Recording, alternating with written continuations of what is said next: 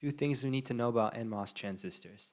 First, current can only flow from the drain to the source, and second, when we apply a voltage to the gate, which is here, then current is able to flow.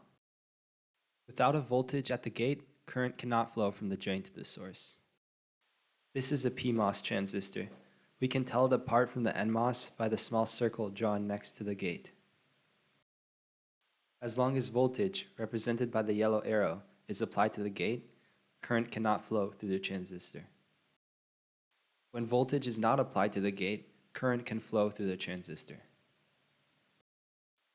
Notice that the direction of current in a PMOS is opposite to that in an NMOS. That is, it flows from source to drain. Our CMOS inverter is built from a PMOS transistor on top and an NMOS transistor on the bottom.